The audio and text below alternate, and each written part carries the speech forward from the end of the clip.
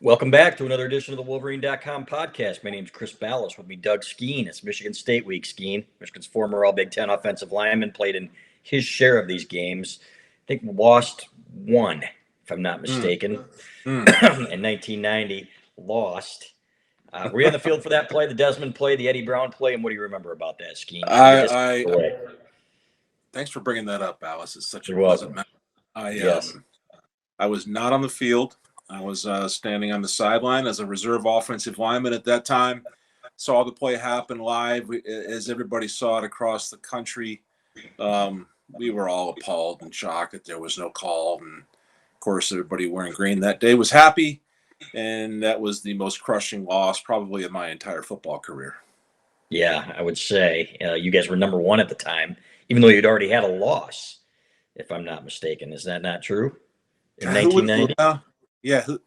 Who did Notre we Dame? lost at that time? Yeah, Notre Dame. Yeah, So, Notre Dame. Thanks for bringing that up too, Balas. well, thank you. Thank you for claiming that ring despite losing to two. Which one of those was that? The third one. Yeah, maybe that's the one that you'll give away when you lose staff picks this week. So You're right, we'll see. right. But hey, other than that, some great games against the Spartans. You guys took it out on them the following year up there. Do you remember that one? Because I remember that one pretty well. Yeah, so went up there, and those games at that time. Remember, Michigan State, boy, they had some tough teams and some battles, and so going up there was always a challenge. We did all right going up there. It was some tight games back in the old Big Ten days of the cloud of dust football style. But the last game, the game I remember the most was our fifth year and my last game against Michigan State, which was in Ann Arbor. That game was not close. It was like 35-3. We were blowing them out. And that was, as I told the story before, that is the most violent, dirty football game I ever played in my life. Guys trying to physically harm one another out there. And I remember the white hat, the official in the white hat calling timeout, took a timeout himself, came to our sideline, sent the players off the field, came to our sideline, talked to Coach Moeller and the coaching staff, and then went across the field to the other side, talked to those players and coaches over there and said, you got to get this under control, because we were on the verge of just an all-out brawl on the field. It was getting bad. That would have been fun. It was fun because, it was just like, scoreboard, it was late in those games and those rivalry games, and the guys in green would just not shut up. It's like, you know what, we just turn around and look at the scoreboard right there and just shut up. Just shut up. Yeah. It's over.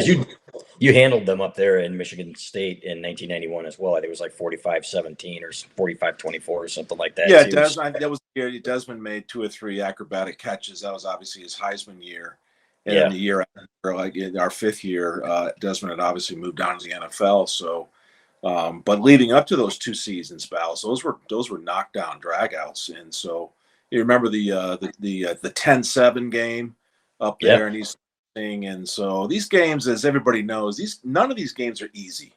And there's always a story depending on which side of the ball you are on, which side of the victory you are on. Last year, most recently last year was just brutal to watch the Michigan State team come into Ann Arbor, and they had lost to Rutgers, and expectations were that we were going to somehow roll, and obviously we didn't. And Michigan State played, hats off. They played a hell of a tough football game and really just punched us in the mouth, and Michigan didn't respond. I'm hoping that this year's team watches that film from a year ago, remembers that feeling, and goes up there with a mission to park the tanks and take care of business. And they've said that they have, and that last year they didn't show up and they were embarrassed by it, as they should have been. One of the most disgusting losses I've ever seen in that stadium to a really bad team, frankly, that had no rudder. And that was inexcusable. And that's why you coming back into this year, you're wondering what you're going to get. That's why we get the 5-7 and the 7-5 predictions. But these guys are different. And I was watching the Northwestern film. You and I watched a little bit of it.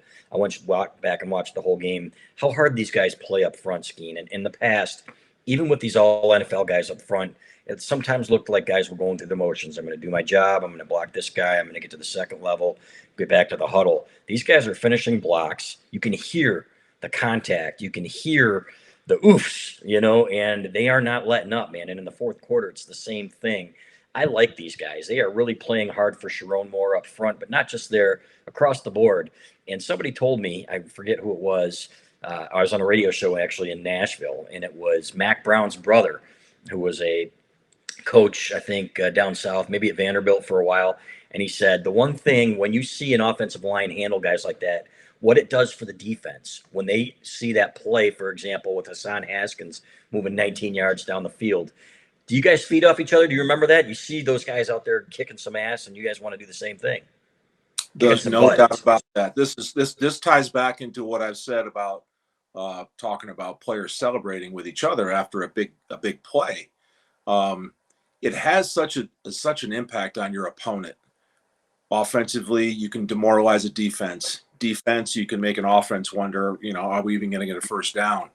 When you celebrate and you play team football, the impact it can have over there on the other side is just really, it's like we have no chance here. Where these guys they are a pack of wolves. They are a pack of dogs. We have no chance because they're playing such tough together football. And you can see that. We've talked about it all year long. It's been an absolute breath of fresh air and welcome sight to watch these guys play together and play hard for each other, because we haven't seen that in the last couple of years. So the dynamic and the chemistry on this team bodes well for going on the road and winning in tough environments, as we've seen them do before. The Michigan State trip here this Saturday is going to present its own challenges. The dynamics are different. It's an undefeated team on the road with a winning record, and they're pretty doggone good. So this will be another hurdle for Michigan to jump and get over a challenge and check a box that, quite frankly, they have not been able to check in recent years. Yeah, and I'm going back and looking at the Wisconsin game. I don't care what you say or anybody says, that's still an impressive win up there. Wisconsin could still win the West Division. And I think they only threw 8 times, Skene, in a win at Purdue. What does that tell you? You want to talk about not having confidence in your quarterback. Yeah, people talk about Cade McNamara, but you look at what, Graham Mertz, wow. However, I wanted to talk to you about Michigan State because you said, yeah, it's a pretty good doggone good football team. The one thing that I've noticed, their third down conversions are terrible. I think they're 100th in the country, which is interesting to me because obviously the big plays have been huge for them. And when they've been limited against Nebraska, against Indiana, they've had a hard time. They did not move the ball. I think they had 8 total yards in the second half or something against Nebraska.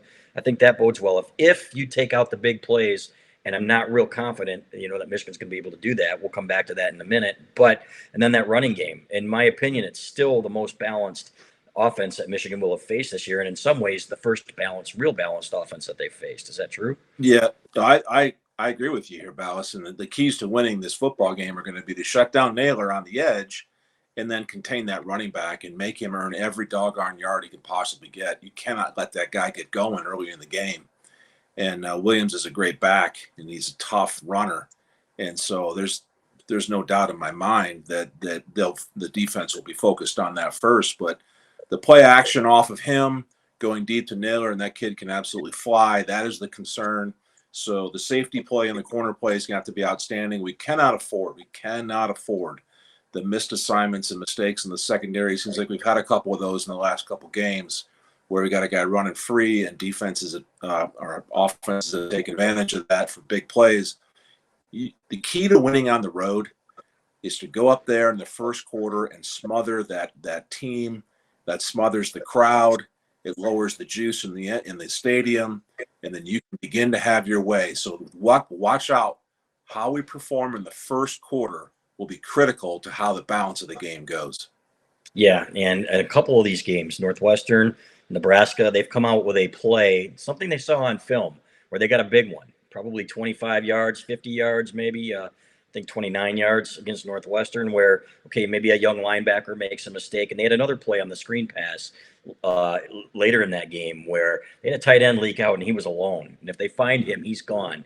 Michigan State has done a great job, whether it's Mark D'Antonio, whether it's last year, of using all of their resources to scout and look for weaknesses, maybe look for tendencies. So you got to be prepared for that, whether it's a fullback leaking out like it was in 2015, where they go all the way once they were down 17-7 in that game, whether it is, something over the top where, okay, a blown coverage. It always seems to happen. So that is something that is paramount here because I'm not so sure. I know for a fact that Michigan State is going to make them throw the ball. They're probably going to stack the box. But on a positive note, I think Michigan has seen that a few times this year, right? And responded pretty well to it. Yeah, they have because every good second half of the season is going to scout you, and they know your tendencies. And let's be honest, Michigan's vertical passing attack is not all that developed, and not that it hasn't shown that much of a track record here at this point in the season to be a threat at any moment in the game. We do take our shots down the field, and for whatever reasons, we're not connecting as much as we'd like. So if you're the Michigan State defense, you're going to see what Michigan's passing offense is all about. Again, I'll say it again. I really look for Eric All and Schoonmaker to have an impact. You got two big, tall guys that can go into that secondary and get first downs and maybe some more. And so I'd like to see the tight end usage and leverage there a little bit more than what they have been, because we don't have a go-to receiver that seems to be the guy the ball was going to. Our passing attack is average. We have a short to intermediate passing attack, a lot of bailout routes to the back. And a lot of times those are good, smart decisions by McNamara to put the ball there. And it gets a first down. I'm all right with that. But if things get a little crazy and we got to play from behind, that's going to be a little bit more of a challenge that we cannot have or don't have that developed deep ball threat. So Michigan's not going to reinvent their offense here, though, Balas. We're not going to go up there and try to be something that we're not. He's going to continue to try to jam this football and run it. Yeah, I was going to ask you about. I did hear your dog. Is that Bo? Oh, that's not Bo. Gary? Not Gary either. No, that's not Gary either. Okay. Yeah, this is like that moment when that reporter had his little kid walk in through the door. Did you ever see that one? And oh yeah. On national TV. She's not going to walk in the room here, but you can. We'll never know. I'm not. We'll see what happens. But it's scintillating stuff here. I need to ask you. Sean Newell was talking today about rivalry games, and he was talking about how he played. He was a part of Army Navy. He's part of the Arizona State, and then Michigan Ohio State, obviously. He said the difference in these games is who's going to keep their composure and do what they need to do. Now, that's something that Michigan State didn't often do against you guys. In the recent past, they've actually done a better job, I think, than some Michigan teams of doing that under Mark D'Antonio. So how true is that, and how hard is that when you've got all the chirping and you've got all the garbage going on, the pinching like little girls under the pile, as you used to say, and how critical is it in this game? Well, it's very important, and yet it's so hard to do. Imagine let's go back to our early 20s, and you're in a competitive moment where you just want to absolutely crush your opponent. Any little thing can trigger you and get you off your game. So that's part of being a responsible player out there on the field, is realizing that you cannot take the bait. You cannot swing after that whistle was blown. You can't swing during the whistle is blown. You have to be smart. You have to be smart and measured about how you miss someone's chest with your hand, and your hand slides up into their throat. I don't know how that happens, Balas, but every once in a while it did. We just missed somehow. And so these are the kinds of things that go on a football field so that you don't get 15-yard penalties. There are ways for offense and defensive guys to impose their will upon people without getting in trouble.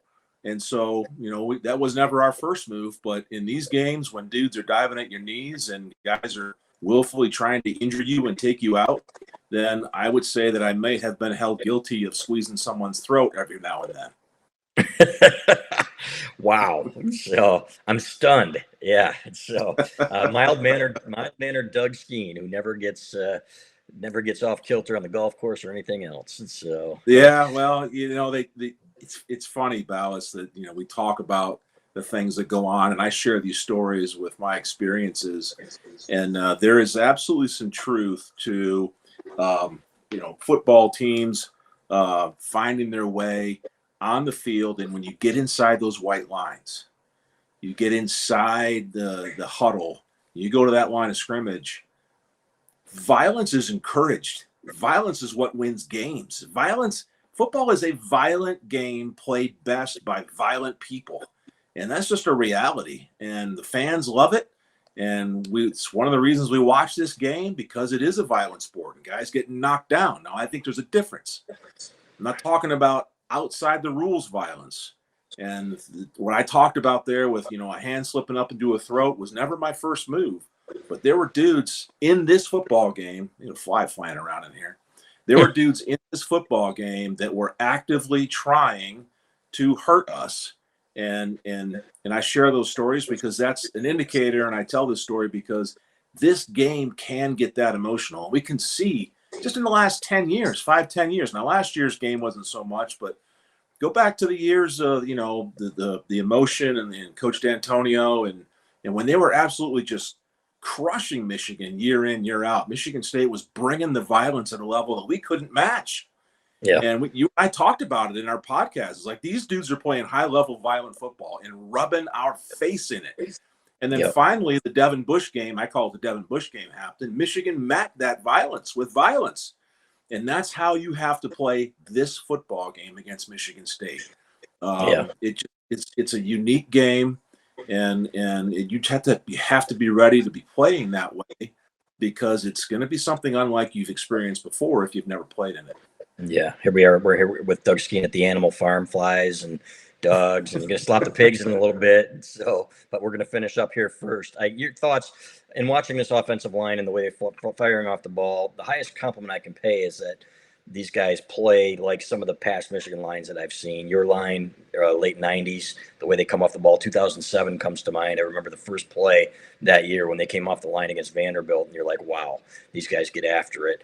These guys seem to get after it, and I give Sharon more credit there.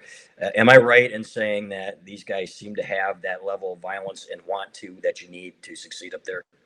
I agree with you, and it's been a welcome change to see these players embrace what they're being asked to do, and they're doing simple schemes, and they're getting better and better at it. And now here we are midway in the season.